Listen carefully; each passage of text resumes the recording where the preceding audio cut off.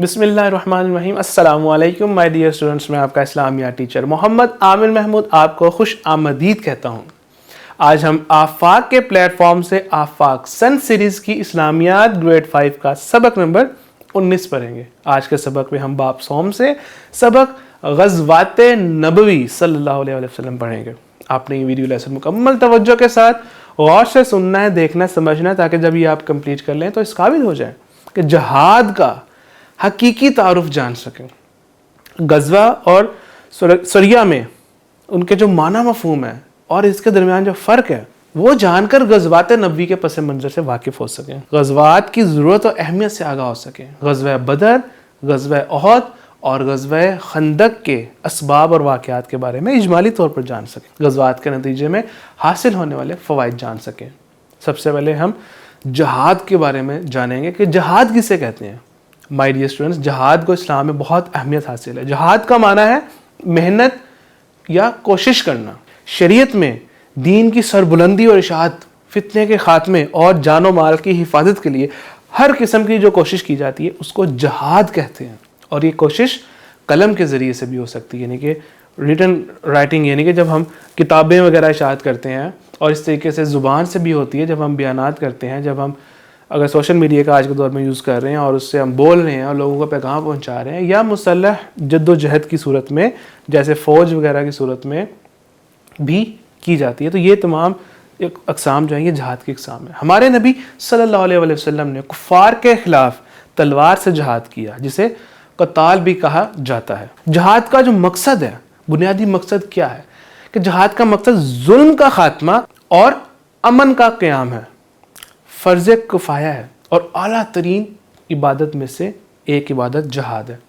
قرآن مجید میں بہت سے مقامات پہ ایمان والوں کو جہاد کرنے کا حکم دیا گیا ہے، اور جہاد کے اصول، احکام اور آداب بھی بتائے گئے ہیں، جیسا کہ جنگ سے پہلے حق کی طرف بلانا اور پناہ مانگنے والوں کو پناہ دینا، جنگ کے دوران میں بے گناہ مردوں، عورتوں اور بچوں کی حفاظت کا خیال رکھنا، مکانات، فصلوں اور درختوں اور دیگر مقدس مقامات کو نقصان نہ پہنچانا، جنگ کے قیدیوں کے ساتھ انسانی سلوک کرنا، جنگ کے دوران فریقین جو لوگ ہوتے ہیں آپس میں ایک دوسرے کے جو اوپوننٹس اور اس طریقے سے یہ جو لوگ ہیں ان کے درمیان ہونے والے معاہدے کی پابندی کرنا، جہاد کے ان اصول، آداب، یہ جو ہم نے ابھی پڑھے میں نے آپ کو بتائے ہیں، ان کی خلاف ورزی کرنا جہاد نہیں ہے بلکہ دہشت گردی ہے، جس کی دین اسلام بھی ہرگز اجازت نہیں دیتا۔ یہ پوائنٹ ہمیں واضح ہونا چاہیے۔ مائی ڈیئر اسٹوڈنٹس، اب غزوہ اور جو سریہ ہے اس کا ان میں ڈفرنس کیا ہے؟ غزوہ تو جنگ کو کہتے ہیں، اور جو سریہ ہوتا ہے وہ چھوٹا لشکر۔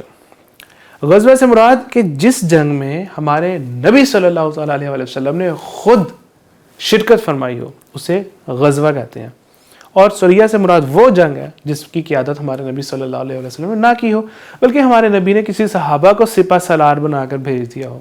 مائی ڈیئر اسٹوڈنٹس، یاد رکھیں کہ ہمارے نبی صلی اللہ علیہ وسلم نے تقریباً 28 غزوات میں شرکت فرمائی۔ جہاد کی جو فرضیت ہے، جہاد کے بارے میں جو آیت مبارکہ نازل ہوئی جس کا ترجمہ ہے، اور ان سے لڑتے رہو یہاں تک کہ فتنہ باقی نہ رہے اور دین صرف اللہ ہی کا ہو، پھر اگر وہ باز آ جائیں تو ظالموں کے سوا کسی اور پر کوئی سختی نہیں۔ ہجرت مدینہ کے بعد اس طریقے سے جب جہاد کا حکم ہوا مسلمانوں کو، اور اس طریقے سے جہاد کا جب حکم ہوا تو پھر ان میں یہ تعلیم بھی دی گئی کہ جو اگر لوگ اب معافی مانگ لیں، باز آ جائیں، تو ان کے ساتھ میں نرمی کا معاملہ کیا جائے، اور جو ظالم ہیں اپنی ہٹ ظلمی پہ رہتے ہیں ان کے ساتھ پھر انصاف والا معاملہ کیا جائے، ان کو پھر ان کے مطابق جو ہے وہ سزائیں دی جائیں۔ غزوات میں سب سے پہلے آج ہم غزوہ بدر پڑھیں گے، جس کا پس منظر کچھ یوں ہے کہ ہجرت مدینہ کے نتیجے میں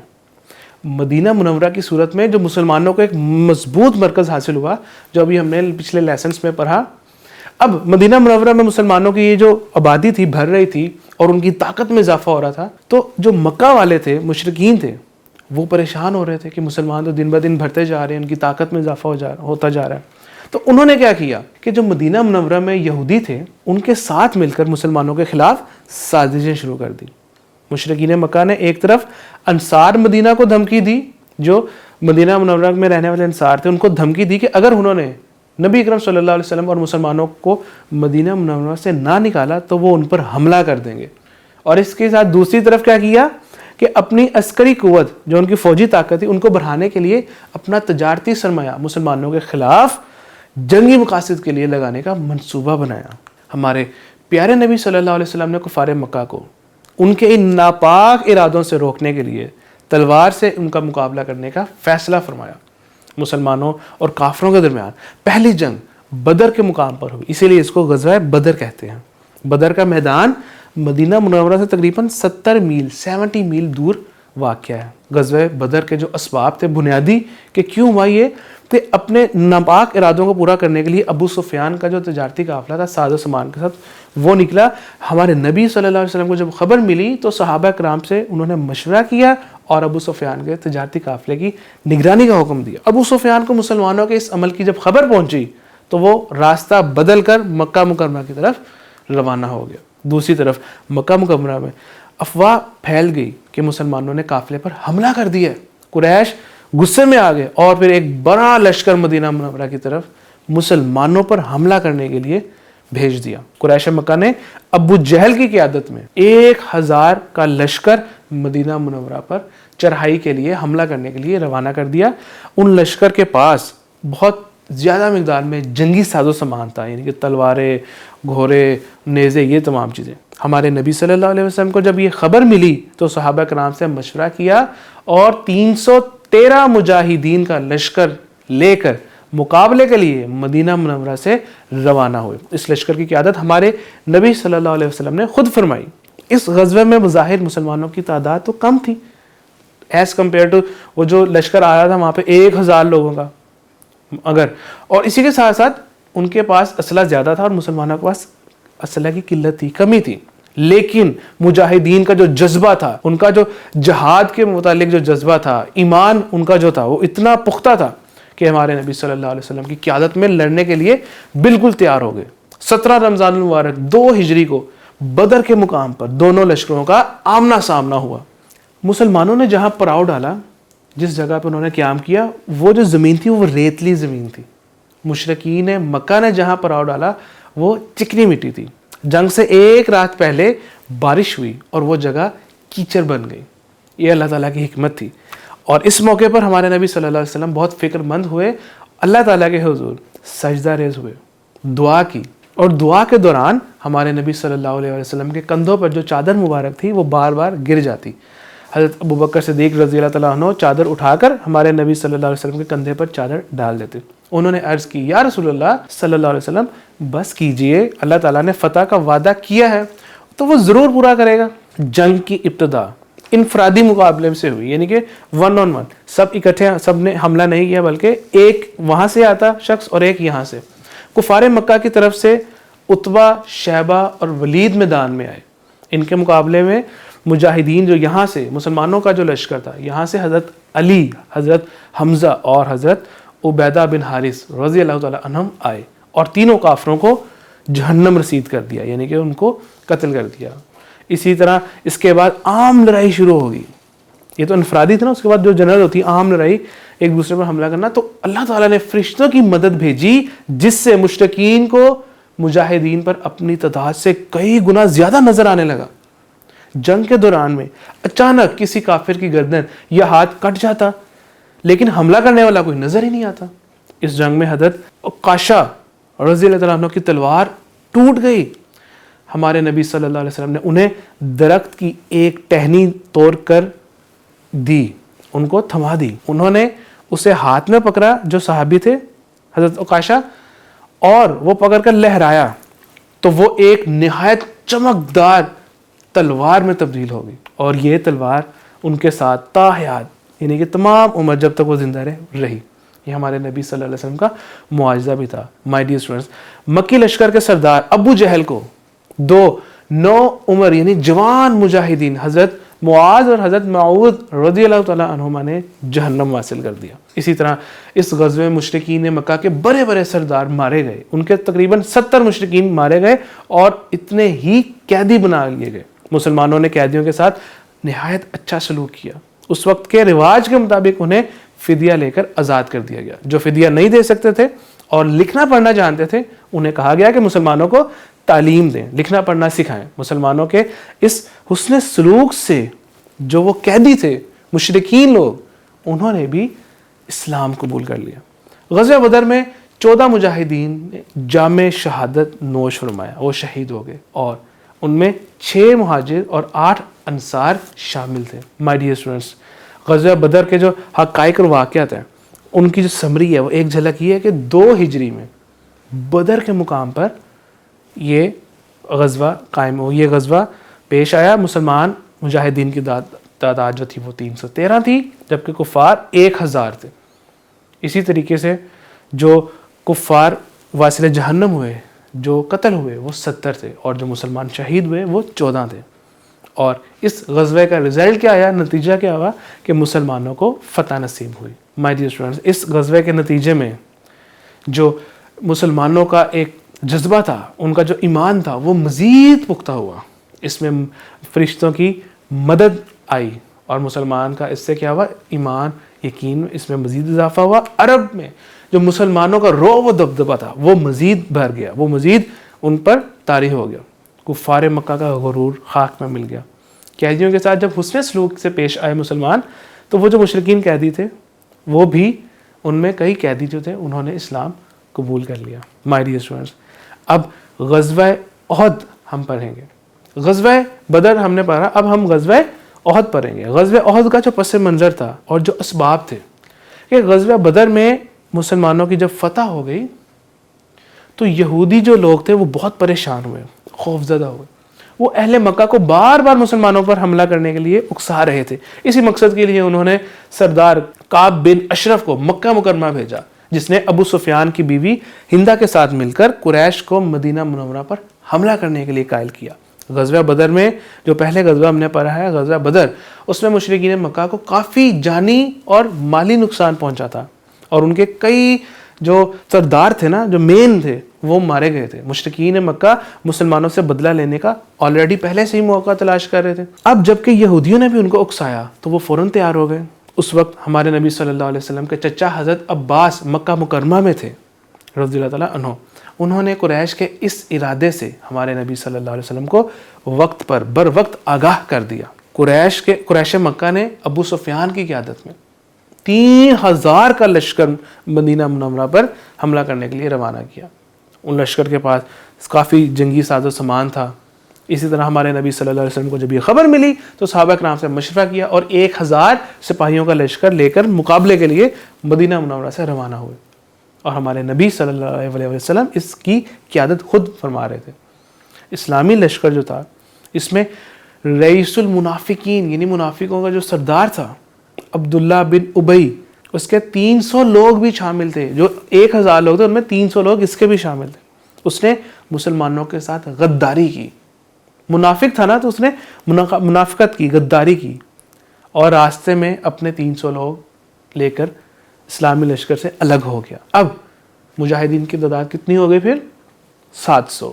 جنگ سے پہلے ہمارے نبی صلی اللہ علیہ وسلم نے احد کے قریب, جو احد پہاڑ ہے, احد جگہ, اس کے قریب ایک پہاڑ پر 50 تیر اندازوں جو تیر چلاتے تھے, حضرت عبداللہ بن جبیر رضی اللہ تعالیٰ عنہ کی قیادت میں مقرر فرمایا, تاکہ اس کی جو یہ اونچائی ہے, یہاں سے دشمن مسلمانوں سے جب پیچھے سے اگر حملہ کرتے ہیں نا, تو وہ یہاں سے جب دیکھیں کہ مسلمانوں کا ایک لشکر موجود ہے تو وہ حملہ نہ کر سکے. ہمارے نبی صلی اللہ علیہ وسلم نے تیر اندازوں کو یہ حکم دیا کہ کسی صورت میں اس پہاڑی کو نہیں چھوڑنا. جنگ کی ابتدا ہوئی.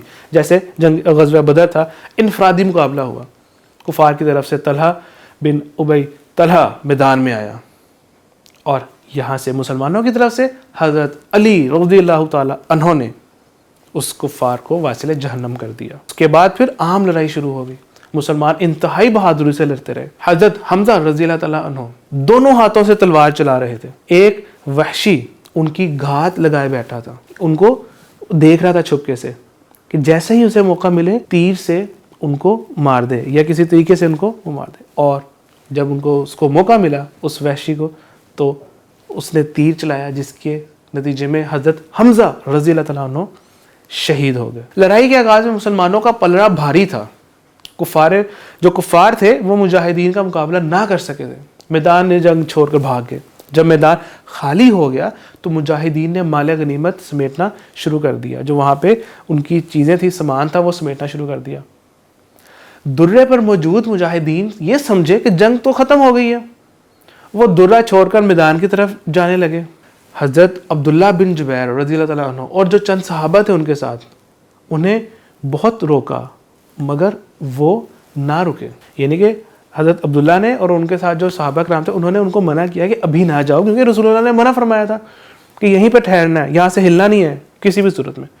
لیکن انہوں نے ان کی بات نہ سنی اور وہ جا کے انہوں نے سامان وغیرہ جب وہ مال غنیمت کو سمیٹنا شروع کیا، فار نے درے کو جب خالی دیکھا تو پلٹ کر مسلمانوں پر وار کر دیا، حملہ کر دیا۔ درے پر وہ جو جگہ متعین تھی، 10 تیر اندازوں نے انہیں روکنے کی بہت کوشش کی، لیکن کیونکہ وہ صرف چند لوگ تھے وہ کامیاب نہ ہو سکے۔ کفار نے مسلمانوں پر بھرپور حملہ کیا جس سے مسلمانوں کو شدید نقصان پہنچا، بہت سے صحابہ کرام شہید ہو گئے۔ ہمارے نبی صلی اللہ علیہ وسلم کا چہرہ مبارک زخمی ہو گیا اور دندان مبارک، دان جو تھے آپ کے، وہ بھی شہید ہو گئے۔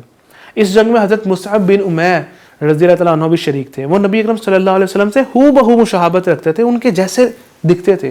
جب وہ شہید ہوئے تو مجاہدین نے سمجھا، صحابہ نے سمجھا کہ رسول اللہ صلی اللہ علیہ وسلم شہید ہو گئے ہیں۔ لشکر میں یہ افراتفری پھیل گئی۔ اس نازک موقع پر ہمارے نبی صلی اللہ علیہ وسلم نے حکمت عملی سے مجاہدین کو اکٹھا کیا۔ مجاہدین نے ایک بار پھر پوری ہمت اور جذبہ ایمانی سے کفار پر حملہ کیا۔ کفار مکہ اس حملے کی تاب نہ لا سکے اور میدان جنگ چھوڑ کر بھاگ گئے۔ اس غزوے میں صحابہ کرام رضی اللہ تعالیٰ عنہم نے رسول اللہ صلی اللہ علیہ وسلم کی حفاظت کی بے مثال تاریخ رقم کی۔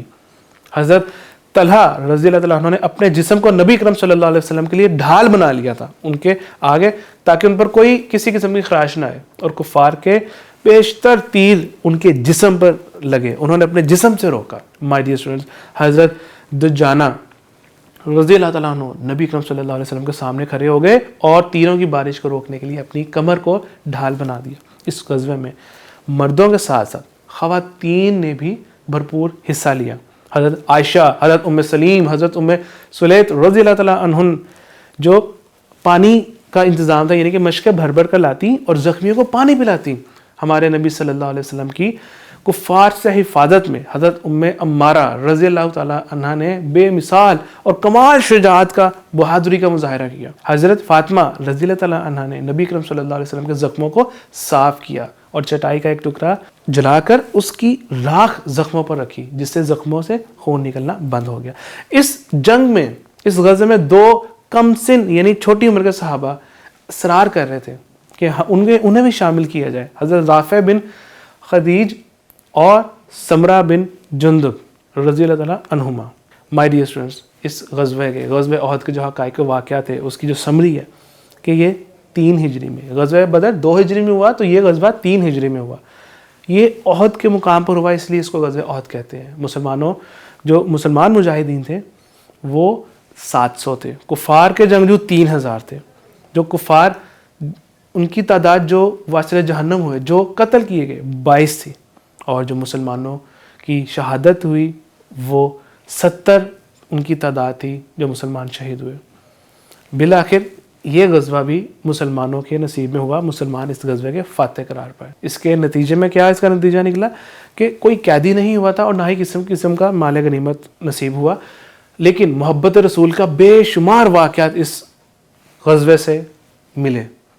کفار کا تعاقب کرنے سے مسلمانوں کی جو پوزیشن تھی وہ مزید مستحکم ہو گئی۔ اس غزوے سے یہ سبق بھی ملتا ہے کہ جو امیر یعنی جو لیڈر ہے، جو انہوں نے حکم کہہ دیا، ان کا حکم ماننا لازم ہے۔ جب انہوں نے کہا کہ یہاں سے نہیں ہلنا چاہیے تو اس کا مطلب نہیں۔ تو یہ جو تمام چیزیں اس غزوہ کے نتائج میں سامنے آئیں۔ اس کے بعد غزوہ خندق، جو تیسرا غزوہ آج کا سبق کا، کہ کفار مکہ کو جب مختلف غزوات میں مسلمانوں سے بدترین شکست حاصل ہو گئی، ان کو تجارت کا بھی شدید نقصان پہنچا، تو ان کی تجارتی گزرگاہ جو مدینہ منورہ کے قریب سے ہو کر گزرتی تھی، اس لیے انہیں ڈر تھا کہ مسلمان کسی بھی وقت ان کا راستہ نہ بند کر دے۔ اپنی تجارت کو خطرے میں دے کر کفار مکہ بہت خوف زدہ تھے۔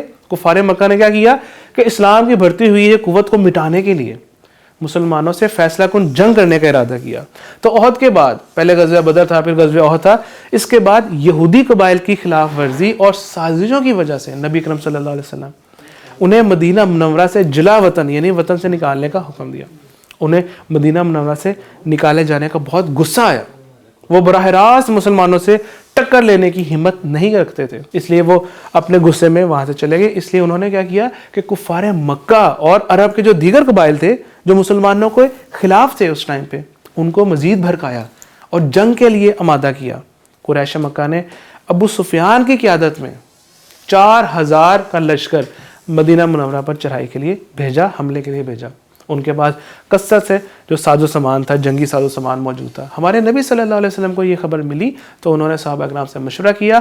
حضرت سلمان فارسی رضی اللہ تعالیٰ عنہ نے رائے دی کہ مدینہ منورہ 3 اطراف سے درختوں اور چھوٹی پہاڑیوں سے گھرا ہوا ہے. ان اطراف سے شہر پر حملہ کرنا ممکن ہی نہیں ہے. صرف شمال کی جانب سے ایک میدان ہے، کھلی جگہ ہے جہاں سے حملے کا امکان ہے، وہاں سے حملہ ہو سکتا ہے. اس لیے مدینہ منورہ کے شمالی حصے میں خندق کھودی جائے. خندق یعنی زمین کے نیچے جو سرنگ ہوتی ہے اسے خندق کہتے ہیں. خندق کھودی جائے. ہمارے نبی صلی اللہ علیہ وسلم کو ان کی یہ رائے بہت پسند آئی. ہمارے نبی نے صحابہ کرام کے ساتھ مل کر خندق کی کھدائی شروع کر دی. کھدائی میں حصہ لینے والے مجاہدین کی تعداد 3000 تھی. ہمارے نبی صلی اللہ علیہ وسلم نے 10 آدمیوں کی ٹولیاں بنا کر ان میں کھدائی کا کام تقسیم فرما دیا. اس کام میں ہمارے نبی صلی اللہ علیہ وسلم بذات خود بھی شریک ہوتے تھے. نہایت مشکل حالات کے باوجود کھدائی کا کام جلد مکمل ہوا. اسی لیے اس کو غزوہ خندق کہتے ہیں. اس غزوے کو جب کافروں کا لشکر مدینہ منورہ پہنچا تو خندق دیکھ کر حیران اور پریشان رہ گئے. انہوں نے مدینہ منورہ کا محاصرہ کر لیا. ارد گرد وہ جمع ہو گئے. کفار مکہ نے خندق عبور کرنے کی کوشش کی. جو انہوں نے راستہ کھودا ہوا تھا نا، وہ راستہ جسے خندق کہتے ہیں، اس کو عبور کرنے کی، پار کرنے کی کوششیں کی مگر کامیاب ہی نہیں ہو سکے.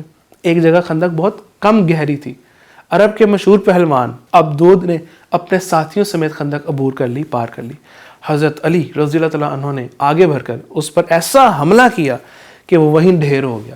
یہ دیکھ کر اس کے ساتھی بھاگ گئے. کفار مکہ نے مدینہ منورہ کے گرد 25 دن تک محاصرہ جاری رکھا، لیکن ہمارے نبی صلی اللہ علیہ وسلم ہر رات اللہ تعالیٰ سے فتح کی دعائیں مانگتے تھے. اور پھر غزوہ خندق میں اللہ تعالیٰ نے مسلمانوں کی غیبی مدد کی. ایک رات شدید طوفان آیا جس نے جو دشمن تھے ان کے خیموں کو اکھاڑ دیا. ان کی آگ کے علاوہ بجھ گئے اور چولہے ٹھنڈے ہو گئے. جانور اپنے رسے تروا کر بھاگ گئے، ان کے حوصلے پست ہو گئے. وہ راتوں رات میدان خالی کر کے بھاگ گئے. اس طرح اللہ تعالیٰ نے اپنے رسول صلی اللہ علیہ وسلم کو بغیر لڑے ہی فتح سے نوازا. یاد رکھیں مائی ڈیئر اسٹوڈنٹس، خندق کی جو لمبائی تھی وہ 3.5 میل 3.5 میل چوڑائی، یہ جو لمبائی تھی، ٹھیک ہے، 3.5 میل، اور جو چوڑائی تھی وہ 15 فٹ، اور جو گہرائی تھی نیچے کو تھی وہ 21 فٹ تھی. خندق یعنی وہ جگہ جو کھودی گئی تھی تاکہ وہاں سے راستہ عبور نہ کر سکیں، پار نہ کر سکیں، اس طرف سے اس طرف نہ آ سکے کوئی، تو اسے خندق کہتے ہیں. مائی ڈیئر اسٹوڈنٹس، غزوہ خندق کے جو اہم نکات ہیں، جو حقائق و دفعات ہیں، وہ یہ ہیں کہ 5 ہجری میں یہ غزوہ جو تھا یہ پیش آیا. کس جگہ پہ پیش آیا؟ مدینہ منورہ میں. مسلمانوں کی تعداد 3000، کفار کی 10,000 تھی، لیکن الحمدللہ اس میں مسلمانوں کو فتح نصیب ہوئی. اس غزوہ کے نتائج کیا نکلے کہ کفار مکہ ان کا غرور خاک میں مل گیا. عرب پر مسلمانوں کا رعب و دبدبہ مزید قائم ہوا. اسلام تیزی سے پھیلنے لگا. مسلمانوں کی بے مثال قربانی اور اتحاد اور آپس میں ان کی جو یکجہتی تھی اس میں اضافہ ہوا. حق پر قائم رہنے والوں کے ساتھ اللہ تعالیٰ کی مدد ہمیشہ رہتی ہے، اور اللہ تعالیٰ نے اسی طرح غیبی مدد کے ذریعے اس غزوہ خندق میں مسلمانوں کو فتح نصیب فرمائی. مائی ڈیئر اسٹوڈنٹس، جس غزوہ میں ہمارے نبی صلی اللہ علیہ وسلم قیادت فرمائے اسے غزوہ کہتے ہیں، اور جس میں قیادت نہ فرمائے اسے سریہ کہتے ہیں. اور آج کے سبق میں ہم نے 3 غزوات کے بارے میں پڑھا: غزوہ بدر، غزوہ احد اور غزوہ خندق. آپ نے یہ ایکسرسائز پرفارم کرنی ہے، اس کو فل کرنا ہے تاکہ آج کے سبق میں آپ نے جو چیزیں پڑھی ہیں ان کی مزید پریکٹس ہو سکے، اور اس کے بعد آپ نے اپنے درست جوابات کو ٹیلی کرنا ہے، غلط جواب پر اپنی اصلاح کریں. اسی طریقے سے خالی جگہ آپ نے پر کرنی ہے تاکہ آج کے سبق میں مزید پختگی آپ کو آ سکے. اسی طرح یہ سوالات ہیں تاکہ آج کے سبق کا اعادہ ہو سکے، مزید ریویژن ہو سکے. مائی ڈیئر اسٹوڈنٹس، ان سوالات کے آپ نے جوابات تلاش کرنے ہیں، جیسے خندق کہاں اور کیوں کھودی گئی، اور کوشش کریں کہ آج کے جو سبق سے ہمیں اہم نکات تھے، ان سے جو ہمیں سبق ملا ہے ان کو اپنی عملی زندگی کا بھی حصہ بنائیں۔ جزاک اللہ خیرہ۔